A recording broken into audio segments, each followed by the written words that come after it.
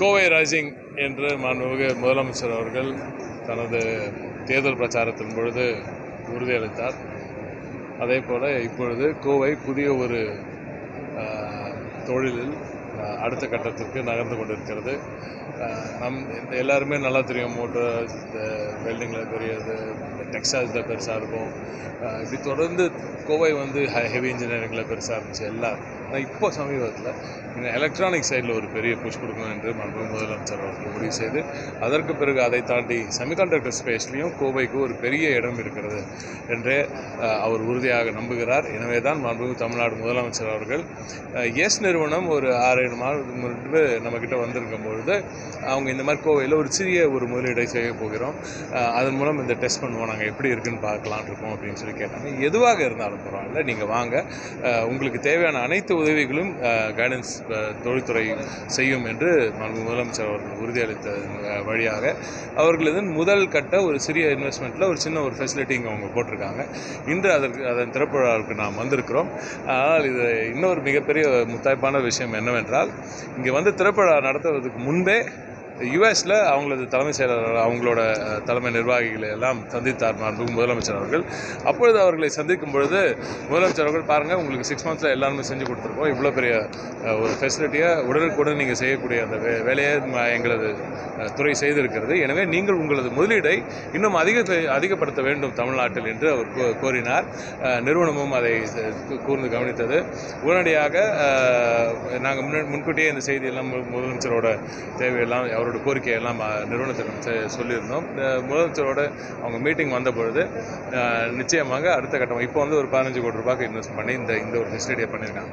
அடுத்த கட்டமாக 150 கோடி ரூபாய், 10 மடங்கு உயரப்போகிறது அந்த இன்வெஸ்ட்மெண்ட். 150 கோடி ரூபாய் முதலீட்டில் 300 பேருக்கு வேலைவாய்ப்பு உறுதி செய்திருக்கிறது. ஸோ திருப்பவிழா நடத்துறதுக்கு முன்பே அடுத்த கட்ட நகர்வையும் இந்த நிறுவனம் உறுதி செய்திருக்கிறது என்றால், அந்த அளவுக்கு தமிழ்நாட்டின் மீதும் தமிழ்நாட்டு முதலமைச்சர் மீதும் இந்த நிறுவனத்திற்கு ஒரு மிகப்பெரிய மதிப்பு வந்திருக்கிறது. ஏன்னா இந்த 6 மாதத்தில் நம்மளோட பயணம் செய்ததில் நம்ம எவ்வளோ ஸ்பீடாக ஒர்க் பண்ணுறோன்றதெல்லாம் இந்த நிறுவனம் பார்க்குறது. ஸோ அதனால் ஒரு முதலீடு கொண்டு வந்து சேர்க்கும் பொழுது எவ்வளோ எளிதாக இருக்குது, இந்த ஸ்டேட்டில் கொண்டு வந்து சேர்க்கும் பொழுது எளிதாக இருக்குது. நிச்சயமாக அடுத்த கட்ட முதலீடும் இங்கே செய்யலாம் என்ற அந்த முடிவை அமெரிக்க பயணத்தின் பொழுது முதலமைச்சரிடம் அவர்கள் தெரிவித்தார்கள். எனவே அந்த ஒப்பந்தமும் அங்கே கையெழுத்திடப்பட்டது. இதன் மூலம் கோவை ஒரு மிகப்பெரிய செமிகண்டக்டர் டெஸ்டினேஷனாக மாறப்போகுது. இப்போ இங்கே பேசினவங்க கூட சொன்னாங்க, நம்ம எல்லாருமே ரொம்ப பெரிய எவ்வளவு இன்வெஸ்ட்மெண்ட் வருதுன்றது வந்து ஒரு மேட்ரு கிடையாது. இந்த காலகட்டத்தில் ரொம்ப எளிதாக வந்து இப்போ பல லட்சம் கோடி கொண்டு வந்துடலாம், அது மேட்ரு கிடையாது. ஆனால் எதில் கொண்டு வரோம், எங்கே கொண்டு வரோன்றது ரொம்ப இம்பார்ட்டன்ட். இதன் மூலம் எப்படி பரவலாக்கப்பட்ட வளர்ச்சி உறுதி செய்யப்பட போகிறது தமிழ்நாட்டுக்கு என்பதில் மிக மிக முனைப்பாக இருக்கிறார் மாண்புமிகு முதலமைச்சர் அவர்கள்.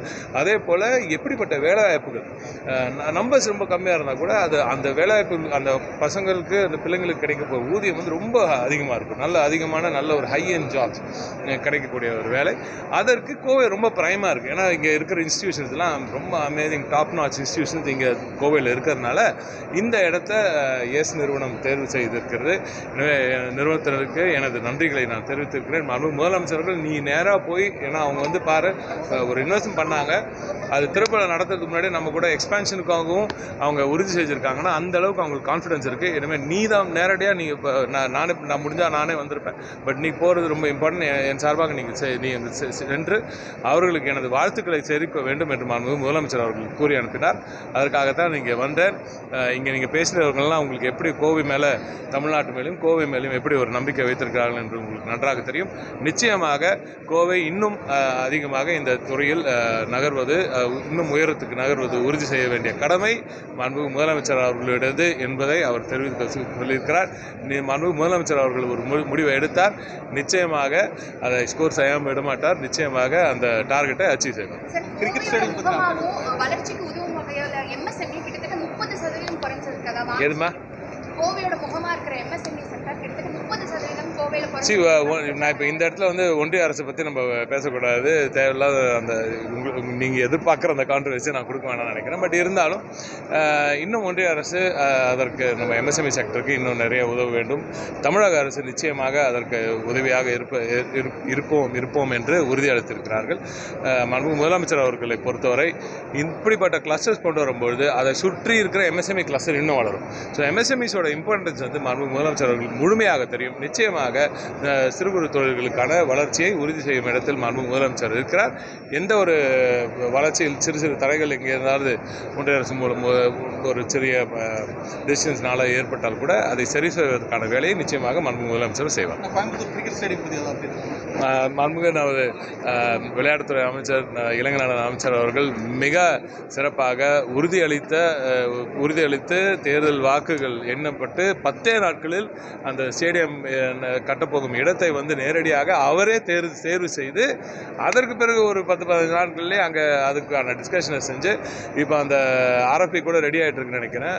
ஸோ மிக பிரமாண்டமான அற்புதமான ஒரு ஸ்டேடியம் கோவைக்கு வருவது உறுதி. மேடையில் கூட சொல்லியிருந்தாங்க கோவை நகரத்தில் வந்து சாலை மிகவும் மோசமாக இருக்கு அப்படின்னு.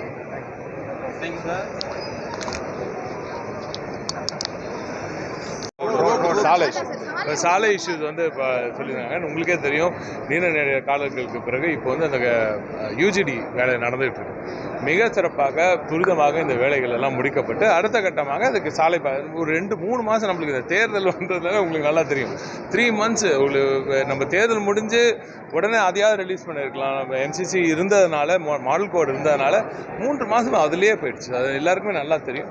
எனவே அந்த ஒரு 2.5-3 மாதம் கேப் இருந்ததுனால தான் கொஞ்சம் டிலே ஆகிட்டு இருக்கு. நிச்சயமாக வெகு விரைவில் அனைத்து சாலைகளும் சிறப்பாக தரமாக செப்பனிடப்படும். Okay, thank you. ஓகேவா?